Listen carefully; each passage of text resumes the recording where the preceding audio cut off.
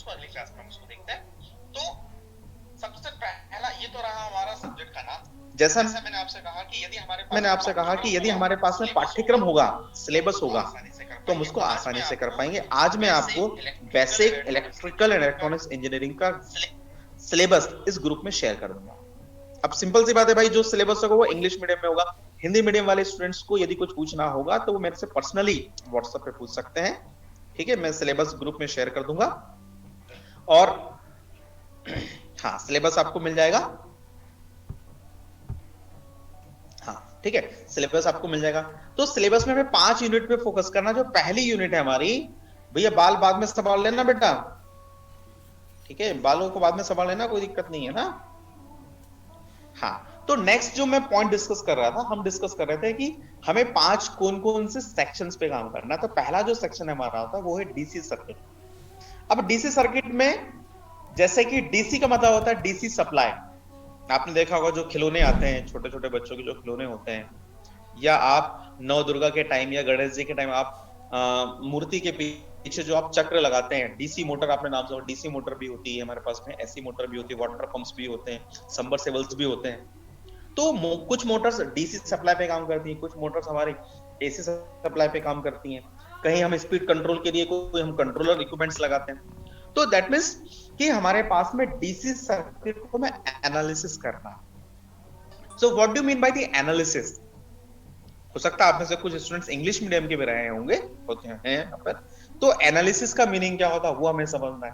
And how do we the analysis of any circuit, whether it's a DC circuit or AC circuit, and what are the various method of the analysis so that we can easily get our exact results.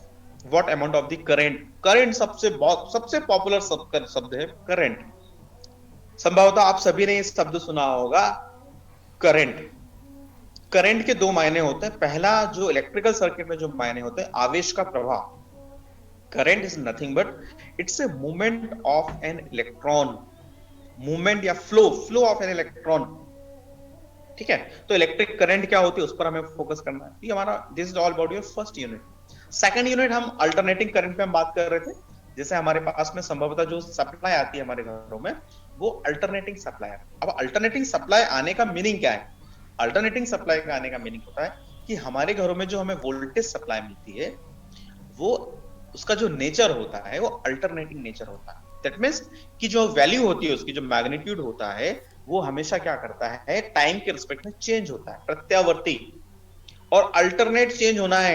यदि मैं आपसे कहूं कि आप 12th class में आपने कोई coaching class आपने ज्वाइन की होगी, तो मैं पूछता हूं कि भैया वहां पे केमिस्ट्री की क्लासेस कब लगती है, तो सर आप बोलते हो अल्टरनेटली लगती है। सर MWF में लगती है। MWF का मतलब ये हुआ कि वीक में यदि 7 दिन है, संडे तो छुट्टी होगी, बच्चे 6 दिन में सर अल्टरनेट लगती है। अल्टरनेट का मतलब एक दिन लगेगी, फिर नेक्स्ट डे नहीं लगेगी, फिर एक दिन लगती है। That means this is the alternate nature of any online classes और any coaching classes.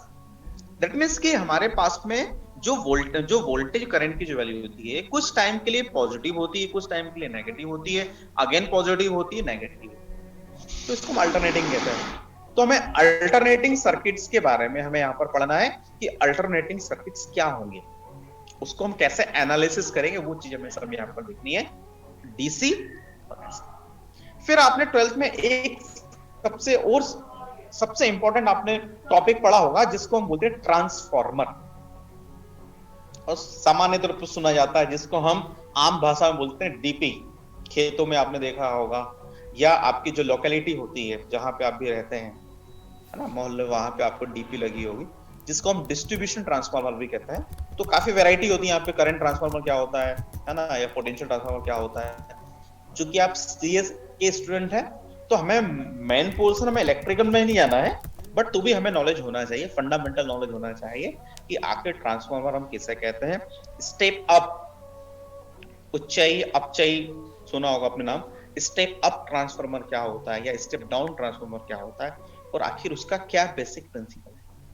Fleming right hand rules आपने पढ़े होंगे। फ्लेमिंग के दाएं हाथ का नियम सुना होगा आपने, बाएं हाथ का नियम सुना होगा। फेराडेस के नियम क्या होते हैं, किरचॉफ्स वोल्टेज लॉ या किरचॉफ्स करंट लॉ हम किसे कहते हैं, और आखिर कैसे हम इन करंट केवीएल और केसीएल का यूज करके हम सर्किट को एनालिसिस कर सकते हैं। तो ये तो रहा हमारा 3 यूनिट। पहला यूनिट हो गया डीसी सर्किट, दूसरा हो गया हमारे पास में एसी सर्किट, तीसरा यूनिट जो हमें पढ़ना है वो पढ़ना है ट्रांसफार्मर, और इसी के साथ में हमें पढ़ना मैग्नेटिक सर्किट, चुंबकीय। ये भी आपने बहुत पढ़ा होगा 12th में, जो फिजिक्स होती है उसका काफी इलेक्ट्रोस्टैटिक्स में बहुत पार्ट होता है, मैग्नेटिक सर्किट।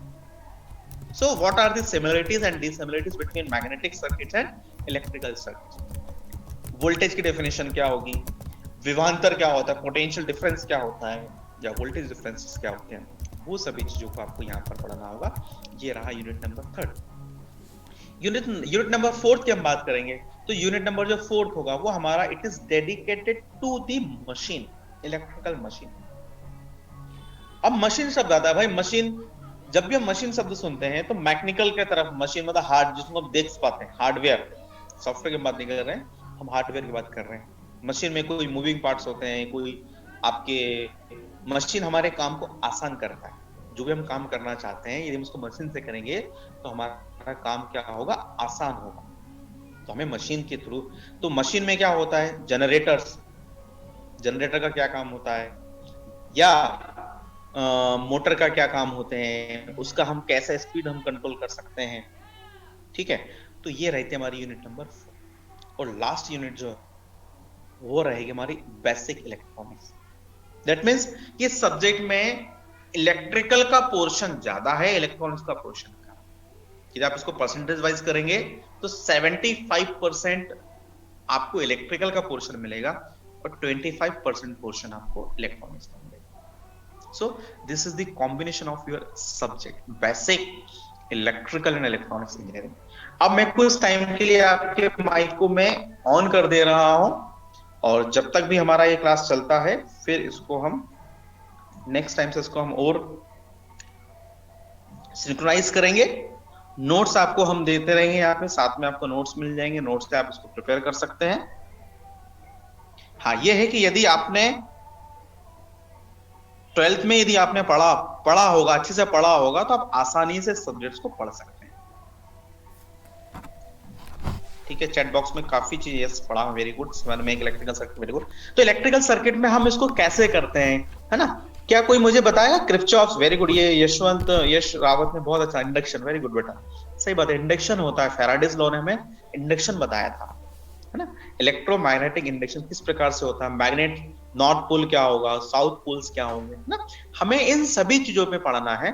और ये सब्जेक्ट काफी काम का, यस, आपको पीडीएफ मिल जाएंगे बेटा, पीडीएफ में नोट्स मिल जाएंगे, है ना। सिलेबस की कॉपी तो मैं आज ही आपको शेयर कर दूंगा, ठीक है, क्योंकि मैंने वही आपसे कहा ना, यदि हमारे पास में सिलेबस की कॉपी होगी, यदि हमारे पास में सिलेबस की कॉपी होगी तो ही हम इस चीज को आसानी से कर पाएंगे, है ना। वही बात है कि मान लीजिए हम किसी अनजान शहर में है ना, और आपको किसी पर्टिकुलर लोकेशन पे जाना है, तो आपने देखा होगा कि उस रास्ते में हमें साइन बोर्ड्स दिए होते हैं, उस साइन बोर्ड में हमेशा लोकेशन या पोजीशन दी होती है कि आप उस अभी कहां पर खड़े हैं, या वो रास्ता कहां जाता है, where the road goes to the point, लिखा होता है। मान लीजिए आप भोपाल में हैं और मैं आपसे कहूं कि भैया मुझे हमीदिया जाना है, तो हमीदिया जाने के लिए जैसे ही आप यहाँ से निकलेंगे, जब आगे बढ़ेंगे, तो आपको हर रास्ते पर लोकेशन के पॉइंट, तो आप उस लोकेशन पे टर्न लेते हुए आप हमीदिया पहुंच जाते हैं। या आपने, यदि आप नहीं भी गए हैं और आपको थोड़ा बहुत भी रोड का नॉलेज है, या आपके वो साइन बोर्ड को देखिए, साइन बोर्ड में ही मैक्सिमम चीज इंफॉर्मेशन छुपी होती है, हमें कहाँ लेफ्ट टर्न लेना है, कहाँ राइट टर्न लेना है, यदि हमें इतना मालूम है या इतना पढ़ पाते हैं कि हाँ भैया मुझे इस पोजीशन में लोकेशन पहुंचना है, और आप उसको साइन बोर्ड को देखते चलिए, आप पहुंच जाएंगे। So this is the real benefit of this syllabus. Why we have introduced this syllabus? Because it's a just a sea, it's a बोलते हैं ना ocean, it's a ocean of the knowledge। Electricity या electrical या हम कोई भी engineering बोलते हैं ना, इंजीनियरिंग ब्रांच को हम किसी बुक्स में हम समेट नहीं सकते।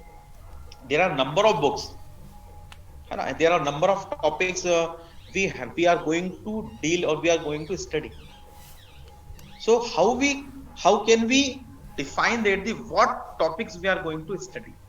So that is the reason, therefore we are going to make a particular syllabus for the branch so that we can study the particular topic।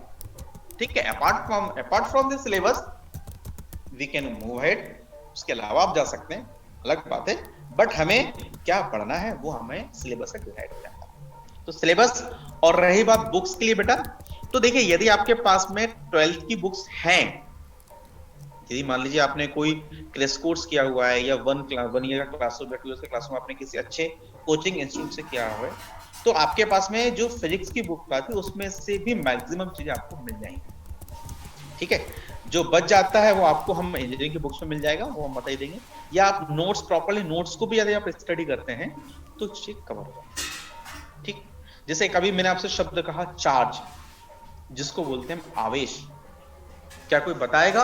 अब आपका टर्न है, मेरा टर्न फिलहाल मैं यहाँ पे इसको बाइंड अप कर रहा हूँ आज के लिए, और आपके माइक को मैं ऑन कर रहा हूं। जिस किसी भी स्टूडेंट्स को 9:30 मिनट्स, अच्छा बच्चे, ओके ठीक है बेटा, वो कोई दिक्कत नहीं है, वो जो भी टाइम होगा ना 11:30 से, हाँ एनसीईआरटी की बुक से पढ़ सकते हैं बेटा, वेरी गुड, पढ़ सकते हैं आप। 12th का होना चाहिए, flow of current, okay, flow of current degree, नहीं ये क्या लिखा बेटा, समझ नहीं पाया, गलत शायद लिख दिया आपने। Yash Rawat, flow of current is called charge, no no no no no, there is a difference, charge और करंट में क्या डिफरेंस हो सकता है? Why we need to learn BEE, very good, अच्छा क्वेश्चन है।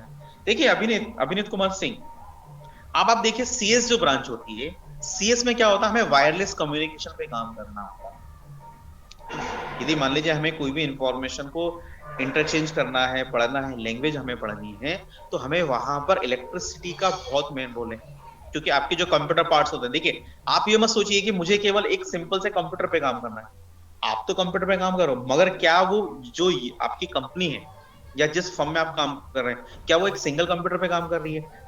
नहीं, ऐसे बहुत सारे कंप्यूटर्स हैं जो आपस में इंटरकनेक्टेड, जहां भी इंटरकनेक्टेड की बात आती है तो हम इंटरनेट पे आते हैं, इंटरनेट पे आते हैं, मतलब कि हमें यदि मान लीजिए कहीं पे हमारी कनेक्टिविटी ब्रेक होती है तो हमें उस चीज को रिजॉल्व करना आना चाहिए।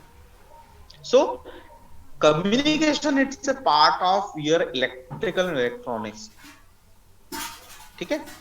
एंड मान लीजिए आपके हार्डवेयर सिस्टम है, कंप्यूटर है, किससे बना हुआ है? इलेक्ट्रिसिटी तो हम यूज करते ही है ना भैया, डीसी पे सप्लाई पे काम करता है। यदि मान लीजिए आपकी मशीन में या सिस्टम में पावर सप्लाई की प्रॉब्लम हो रही है, so then we are able to diagnose the problem और डिटेक्ट द प्रॉब्लम, क्या मेरी बैटरी खराब हो रही है या कितने पे वो चार्ज हो रहा है ना। इन सभी कारणों के लिए हमें यहाँ पर सीएस में हमें बेसिक इलेक्ट्रिकल सब्जेक्ट्स को पढ़ना होता है, क्योंकि फंडामेंटल सब्जेक्ट। तो फिजिक्स में, अब आप बोलोगे सर फिजिक्स में हमने क्यों पढ़ा? वैसे तो फिजिक्स में क्या रोल है आपका सीएस का, है ना, सॉरी आपका फिजिक्स सब्जेक्ट का क्या रोल है सीएस में, मगर हम पढ़ते हैं, स्कूल में पढ़ते हैं, क्यों पढ़ते हैं? क्योंकि वही बात होती करंट से।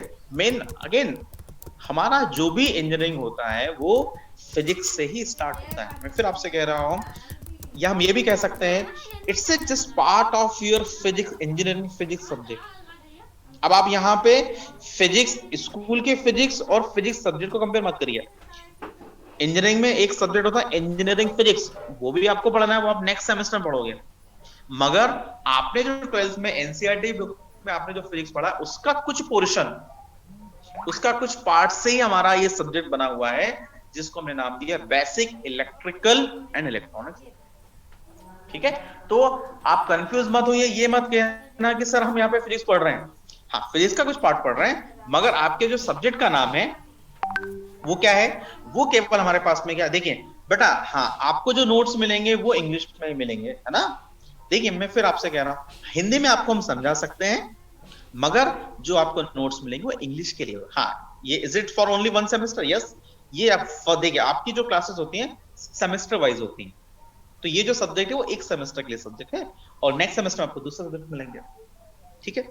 For the entire 1 year, if we talk about the entire 1 year, so you have to study 10 subjects, 5 subjects for first semester and next 5 subjects for second semester.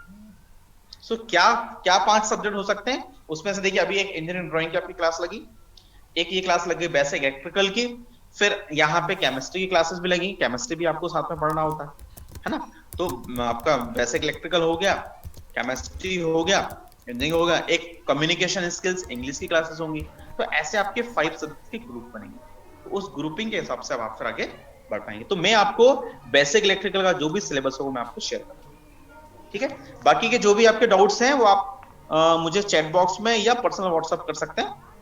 आईनेट syllabus, yes चंदन आपको सिलेबस मिल जाएगा, ठीक है। Syllabus देना हमारा काम है। और आप भी, हाँ एक और अच्छा याद आया मुझे, जो भी देखिए आजकल it's a time of internet, ठीक है। Every one of us is using internet, ठीक। और every student has a smartphone, so you can also download the syllabus from the Rajiv Gandhi website. हमारे पास में कुछ वेबसाइट्स के नाम होते हैं, वो मैं शेयर कर दूंगा। So from this website you will get first test and first exam. बेटा ये देखिए Samriddhi, we can't say anything about the commencement of the examination because we have delayed the semester by just 6 months। आप खुद सोचिए, school में आपकी classes जुलाई से start होती हैं, बट अभी आपने देख रहे होंगे कोरोना की वजह से, है ना, it's just effect of the corona effect. आप देखिए एडमिशन जो हैं, वो आपके जो एडमिशन है वो अभी भी चल रहे हैं, still you can get the admissions on the last date of the admission 30th November। So we cannot expect that our classes, our examination will be held within 1 month or 2 months। I think it will be held on the last month of May or last month of June, ठीक है, ये possibility हो सकती है। तो यहाँ हम इस हिसाब से बात कर सकते हैं, और जो भी डाउट्स है आप पूछ सकते हैं, ठीक है। हाँ मुझे माइक ऑन करना है आप लोगों को ना, ये जितने भी बेटा छूट चुके हैं टाइम पे ज्वाइन करिए ना, टाइम पे ज्वाइन नहीं करोगे तो वेटिंग में चले जाओगे ना, इस चीज को ध्यान रखिए। मैं अनम्यूट कर रहा हूं, देखते हैं अनम्यूट हो जाओगे तो बहुत अच्छी बात है। Page 3 page Sohanlal Patel. और नेक्स्ट टाइम से कोशिश यही करिए आप सभी लोग अपने नाम, हाँ अपने नाम जरूर लिखें भाई।